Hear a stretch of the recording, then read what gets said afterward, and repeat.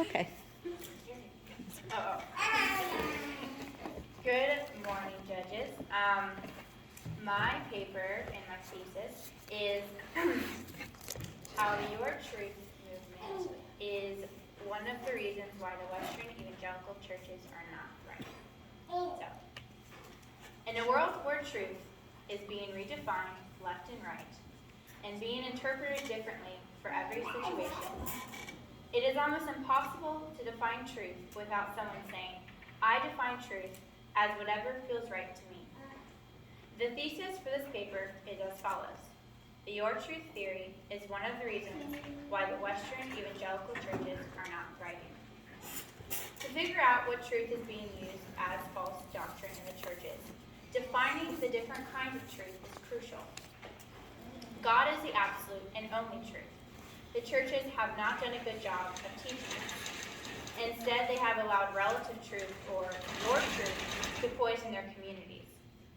The generations of men and women in the churches have allowed this ideology of relative truth to filter into their minds and take root into their thought process.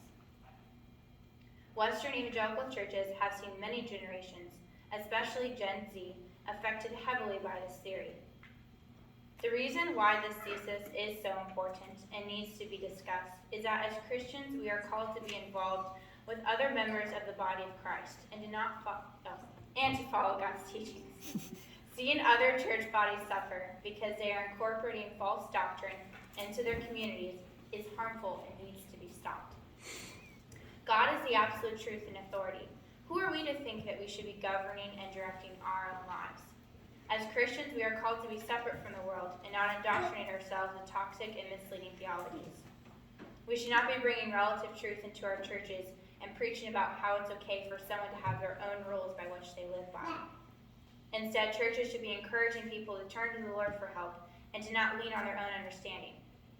This thesis was written because Western evangelical churches are not thriving, and one of the leading causes for this is relative truth. In conclusion, God is the absolute truth, and recognizing that, especially as a Christian, is vital to the church's growth and to your own life. Now ready for questions. I'll start. I think this was such a timely topic. Sorry, what? It was such a timely topic, and I'm glad you chose it. You talked about the different types of truth in the theories, and one of them was the coherence theory, and you said people who have solid ground for their final product should be evidence of their work, they will be motivated to complete their task before them with honor. Could you explain that a little bit more? Yeah, so the coherence theory of truth is basically it follows a form and set of rules. So there's by which they live by daily, my truth, I live this truth and it follows these sets of rules. So it's just the four truths. I questioned a preacher, and he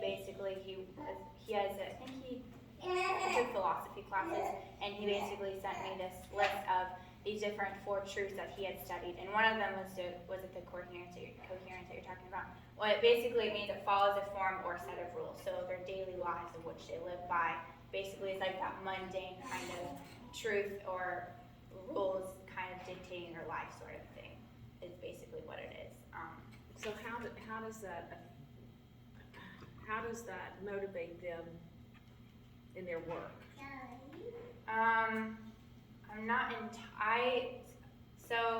I didn't look too much into I didn't study and go into all the different kinds of truth and really break them all down. I just kind of glazed over them just to kind of show that relative truth and absolute truth weren't the only two truths out there that people kind of lived by, and that in philosophy classes, those aren't the only two that are mentioned. There are other ones. So I really didn't study those well enough to give you an answer, and I'm sorry about that.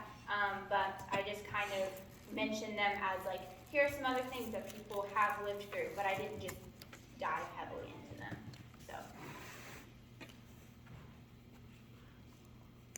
All right. Thank you, Eve. This is definitely put a lot of work, time, and effort into this thesis. Thank you for doing that. And I agree with Emily. It is definitely a timely topic.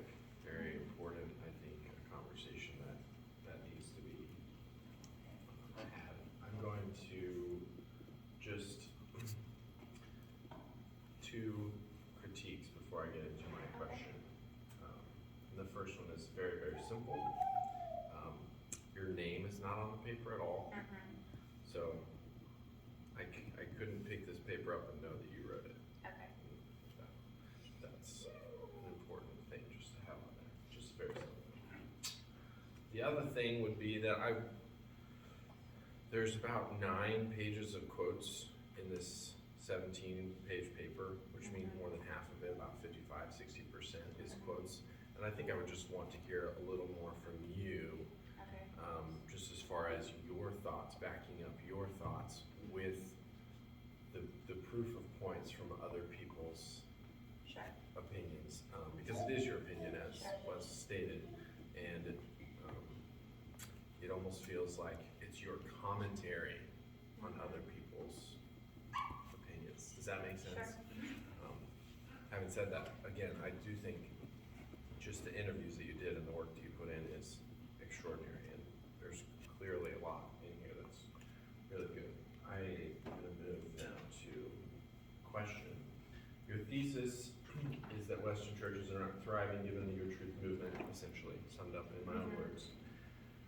And yet, some of the largest churches in the nations are the ones accepting of this idea, such as Joel Osteen's church and other mega churches.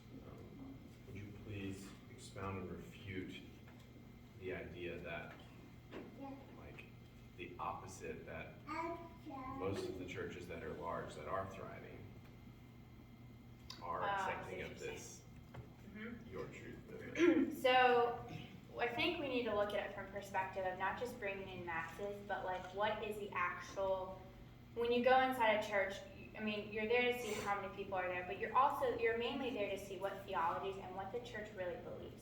Because that is what draws a lot of people in. A lot of people like the flashy, like just if it's like a concert, like more the younger generation loves to go into a church, and if it's like concert, like they absolutely love it, and they bring in all these masses of people. And they all say under the assumption we are fishers of men, we are to bring in all these people to Christ. But are they really tending to their flock is what it really points down to. Are they really teaching what God has called them to do when they bring people in? Are they really like leading them to the Lord? And are they really watching over to make sure that people are doing as what the Lord has commanded them to do?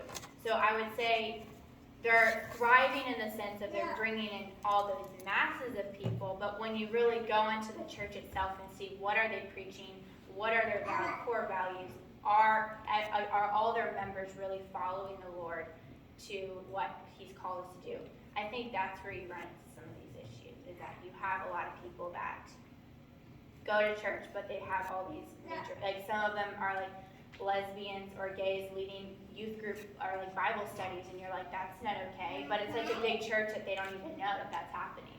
You can have some person break off and start their own like group of people of like some weird belief system, and you're like, that's not even what you're supposed to be talking about. So it's thriving in the sense of it's bringing people in, but I don't think it's thriving in what God has called, like in what God has said. If that makes sense. I think it's a good answer. I think and I think you were right on the precipice of answering this next question, so I'm just going to ask it, and just so you can state it out clearly. When you define thriving in the biblical sense, what that means for a church thriving. Yeah. So thriving in the biblical sense for a church is to have a community as a body of Christ. It's to be one. You know, God has called us to commune together and share with each other our sorrows, our happiness, to help each other along the way. If you see a member of member of the body of Christ, and you're like, hey, I've noticed that, you know, this has been really happy, that this has been happening to you, maybe you should consider getting some help with that. Or it should be a group where you can trust each other, where you can follow the Lord as a group and hear the Lord as one. And so I feel like that when you don't have it happening, it's not really thriving. It's all pretty much segregated, and it's just this and chaotic. It's not a like unison. I guess you could say, I don't know how to phrase it, but it's just not a group. So. Yeah, I mean, I think that's absolutely true. I think probably one of the important things would be having a biblical foundation.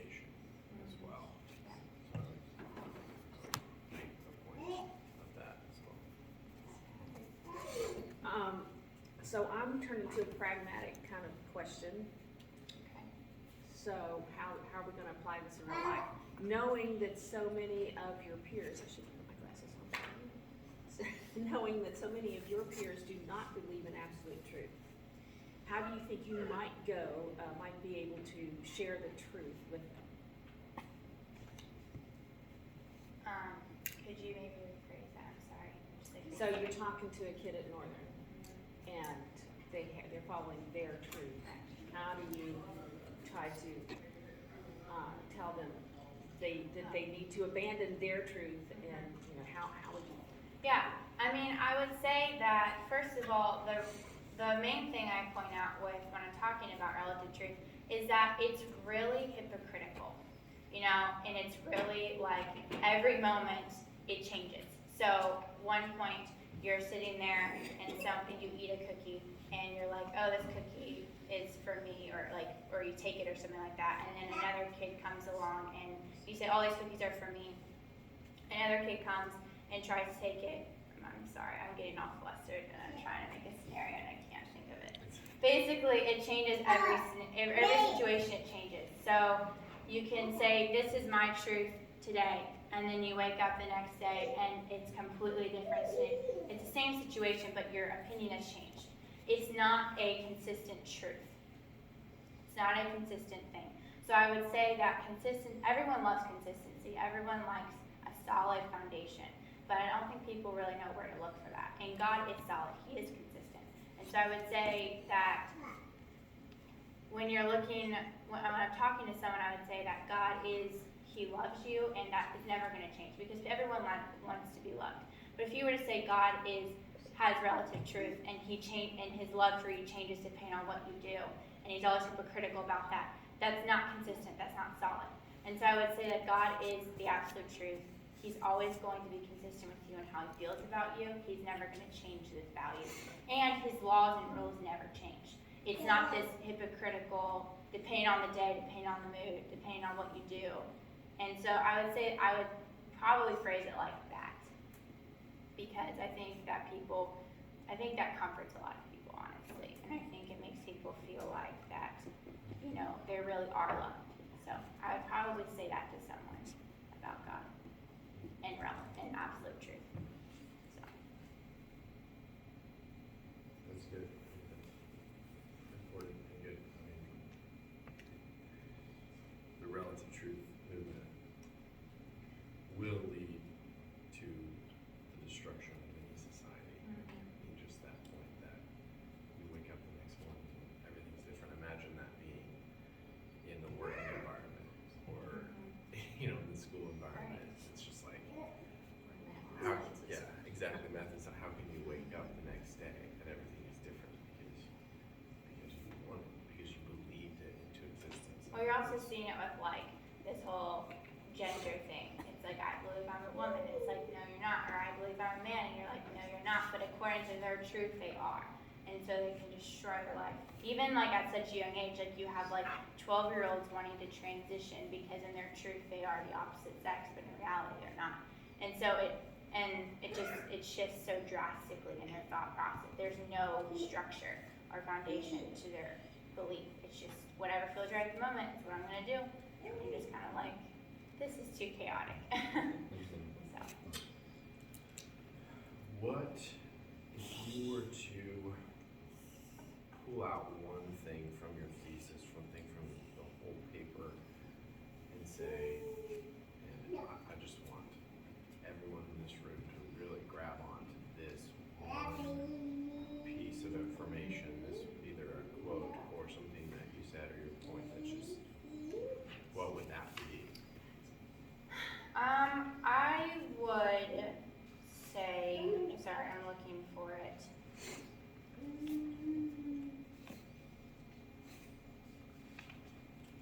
Okay, well, I wouldn't say it's one quote. I would say it was this whole, so I decided to go to Northern's campus in KU, and I decided to interview a bunch of college students, and I asked them simple questions. I wasn't trying to start any arguments. I was just asking them, what is truth? how do you define truth, that kind of thing. And I just really was astonished at what everyone said. So I wouldn't say there's any quotes that I was like, oh, people need to hear this, but I would definitely say that this situation was something I was like, wow, more people really need to have an understanding that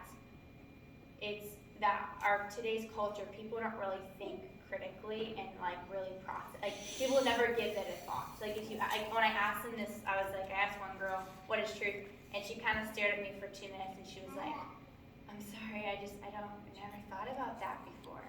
And I was like, I mean, that's okay. I'm not like mad at her, but I was like, wow, never really thought like, what is truth?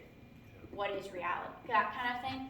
And it was also, a lot of them would say stuff like, well, whatever's true to you is true to you, whatever's true to me is true to me. Just that's how it is. Or they would say stuff like, a lot of them would say, being more honest with people. And one girl said, she said I was like kind of like, wow, I cannot believe you just said that. And I'm gonna try to find it, but it was along the lines of, I like today's world because you can choose who you want to be honest with. So you can't have the option to lie to someone and not be open with them. And I was like, what? So she basically was like, you can choose who you want to be honest with and who you don't want to be honest with. And I was like, that's not okay, but okay. You can tell people so much information but not reveal a lot of information to someone else. That's okay. But just straight up lying to people because you don't think that they should know the truth, or being fully honest with this person because you think they can handle it. It's like, that's not really how, that's not okay. So I think I was more astonished about that. I was like, oh, okay, nice talking to you. But I would think that whole scenario itself, I was like, really kind of wowed by, I guess. So. I just wondered if there was anything that challenged you. Challenge when writing this paper? Well, not necessarily how to write it, but what I'm saying, in your studies, was there anything that challenged you to think about you and truth? I don't think that there was anything I found challenging, mainly because I've been very grateful to have a very solid church to live in, and very solid parents to teach me. And so absolute truth and knowing that God was the only truth and He was the absolute authority was something that was always kind of in my brain. And so I really I feel like I had a solid stance going into this. And that was a big reason why I have so many quotes in this paper, was because when I was thinking about it, I was like, I don't encounter a lot of people in my church and in my life, because I am homeschooled, that have relative truth viewpoints. And so I was like, I should probably interview a bunch of pastors from all over the nation and ask them from their experiences of seeing and counseling people, what they have seen, how relative truth has played out. Because I'm only 18 years old, I've not really traveled anywhere, I've not really experienced that, so I didn't have a lot of backup.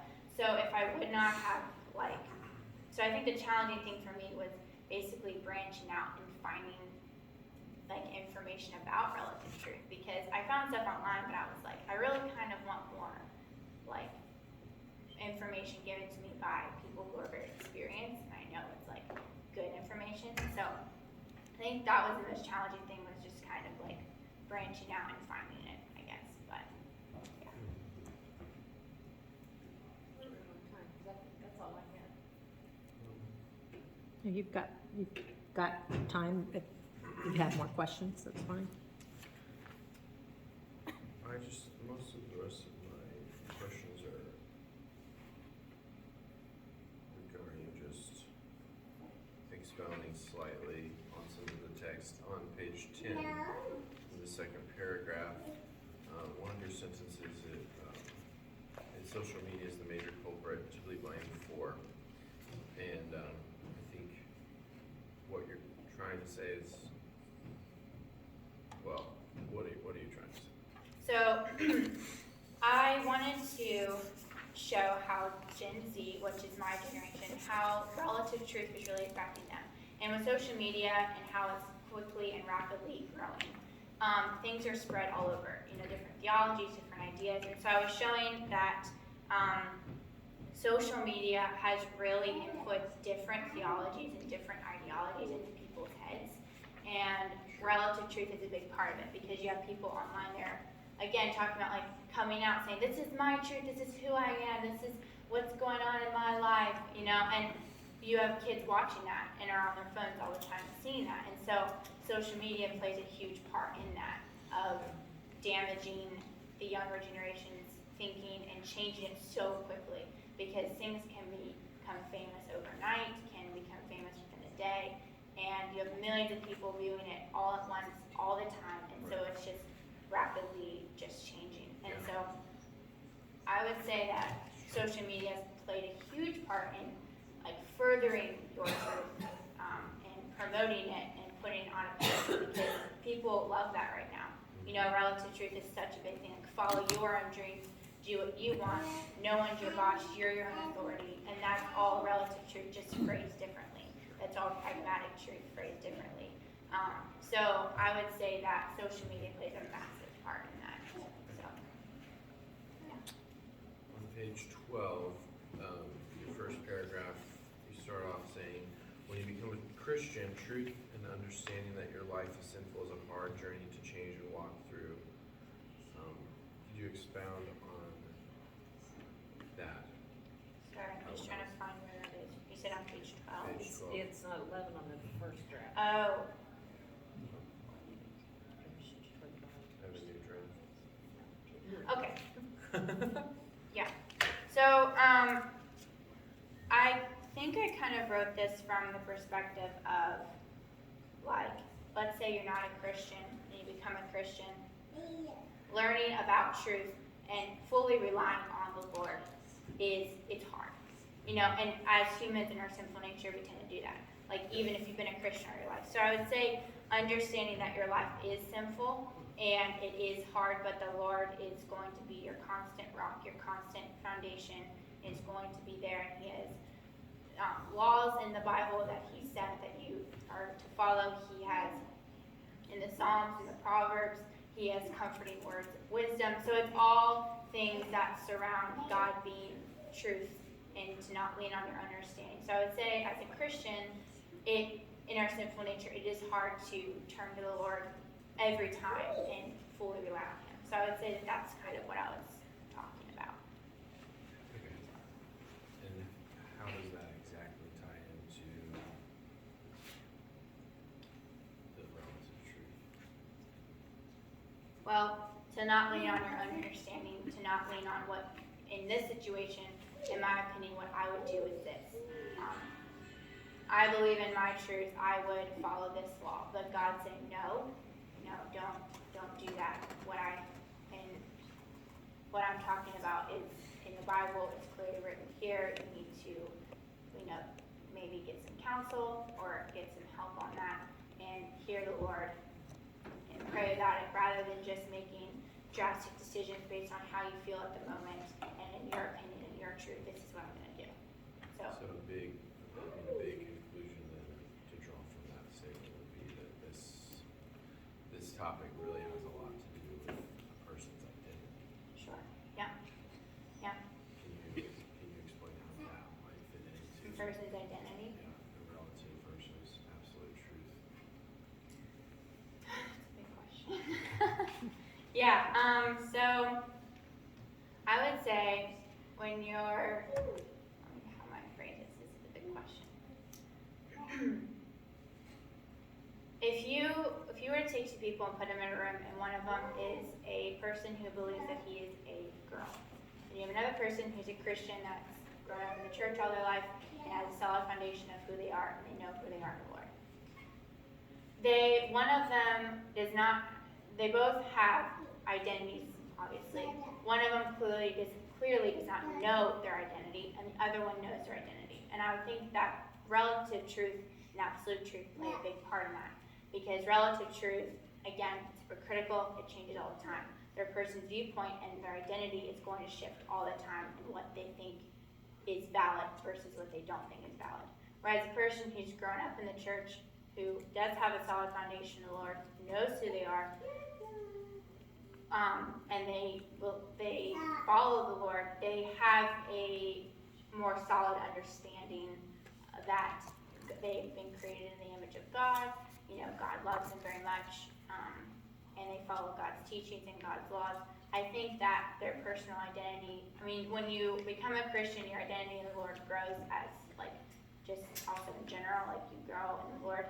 So I feel like that plays a big part. Personal identity and relative truth and absolute truth play a big part, and they coincide, I guess. They go together. So, yeah. I think a lot of times we haven't asked God for an identity, and when He gives you an identity, it's more likely to stick. All right.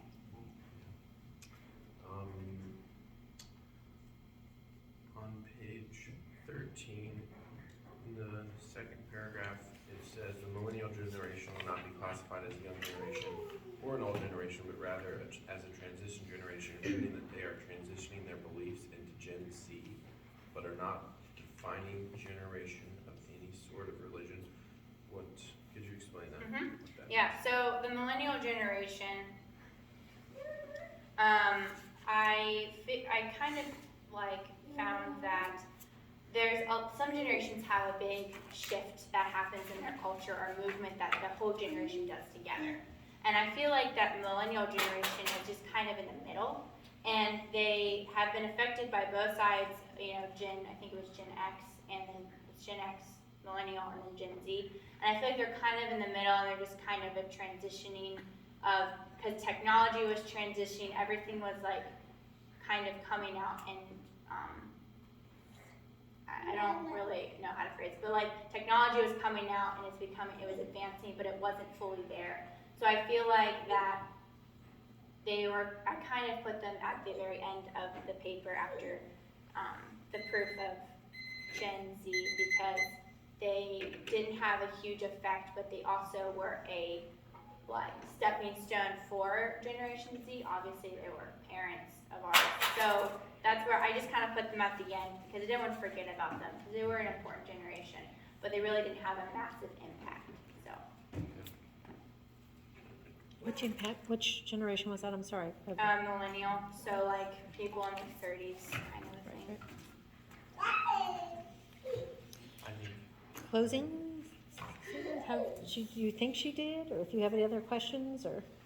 I don't have any other questions, but you did very well. Oh, thanks. Presentation today, and we're able to answer our questions and speak clearly and eloquently and Even under pressure. even under pressure. I know, I got flustered.